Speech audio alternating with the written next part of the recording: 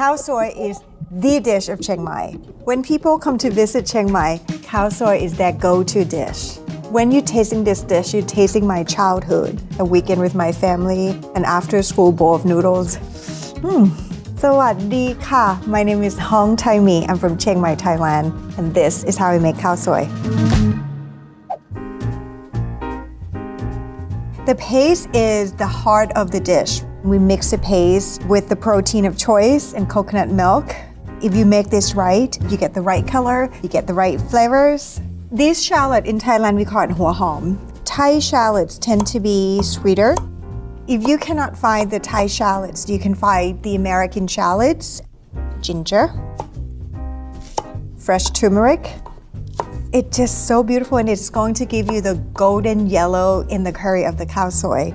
I am going to toast my black cardamom and coriander seed to bring more flavor out of it. Black cardamom or shako, I love this so much, and I find like it makes my Khao Soi even more unique than what it is. Low heat, no oil. And now let your nose be the judge of this. Be patient, 3 to 5 minutes would do. In the same pan, bring it up to more like a medium-high heat. A tiny bit of oil, because I would like to sweat my ginger, my turmeric, and my shallots, just to soften up a little bit and give us a charred flavor. Look at this, shallots started to get charred. Typically, ginger is not part of Thai cooking. Khao Soi is like an adaptive dish from the exchange of cultures when southern China started coming to do business with local Thai in northern Thailand. This is a perfect sweat. Here we have a crock or a Thai stone mortar and pestle. It has a deeper working space, like a bowl inside. I'm going to open up the black cardamom that we've already toasted. Just a tiny bit. You open and you see these small seeds. From a dry chili like this, we are going to hydrate that in a lukewarm water so that I could get the best color and make it mushy and it ready when we pound it in the stone mortar. You can squeeze all the water out and then you put in the stone mortar. Strong hand to hold the pestle, and in my other hand to use it as a guard. Can you tell my action that I pound and grind? So I don't really do it like 90 degrees, but I slice it a little bit. Putting in the black cardamom and the coriander seed. This recipe is from my aunties, and I just combine a lot of people's secret into this dish. Looks like it's ready. It's time to put in ginger, turmeric, and shallots that make the body of it. I'm just gonna start with half first. Just gauge it. Just put the rest in. If it's getting dry, sprinkle some salt in and it would help to bring out the moisture and it would make it pasty. Look at this. All right, now my paste is ready. So chili oil would bring your Khao Soi to the next level, and it's so easy to make. You want like a medium heat.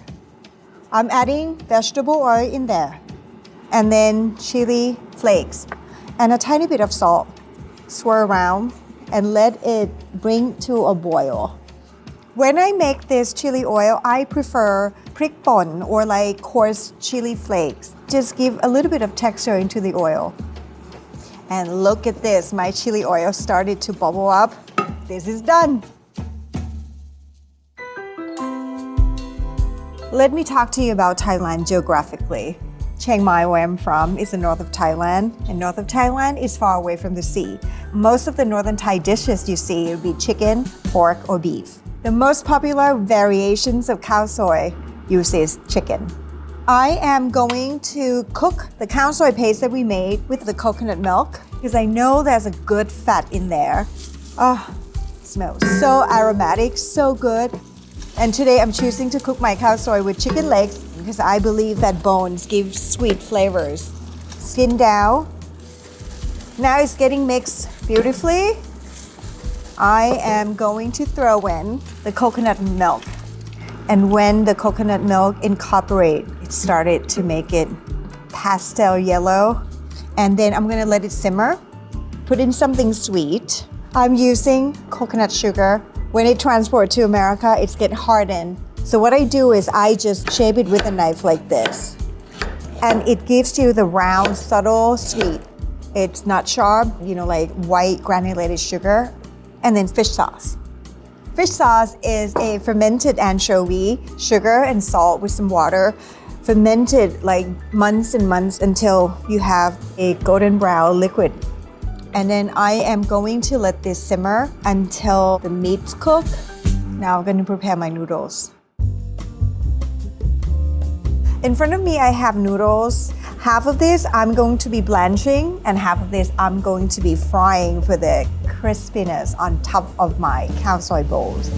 This noodle is egg noodles that we made. When you cook khao soi, you can use a variety of noodles.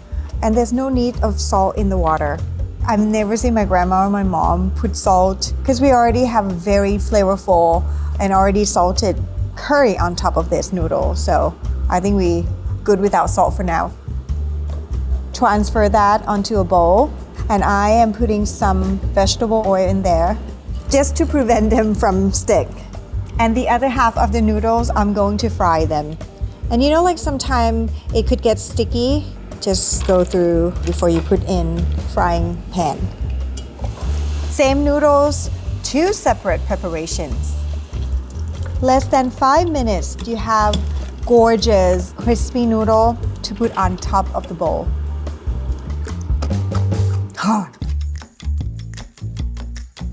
Here is the moment of truth. My khao soi has been cooking in there. It's simmering, the chicken is cooked through, the turmeric is doing its action. It's lovely, it's sweet, but I think it can do a little bit more. Coconut sugar, and I think that a tiny bit of fish sauce would not hurt. It's smooth. It has a hint of heat in the back from our paste. Let's plate it. I am going to put the noodle into the center of the bowl. Grab my chicken thigh and the broth.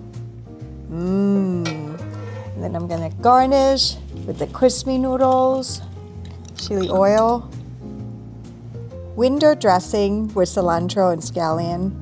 In Thailand, we have a term called pak chi roi na, meaning you make things look beautiful to invite people in. These are my condiments to the khao soi. Fresh lime, pickled mustard green, big chunk of shallots. First thing first, you're gonna squeeze some lime. And I love putting in the pickled green, tiny bit more spicy from the shallots, and you just stick in. Oh, did you hear it? The crispiness. So good. The softness and the crunchiness and the pickles. I'm in Chang Mai heaven. I make so many weird noises when I eat.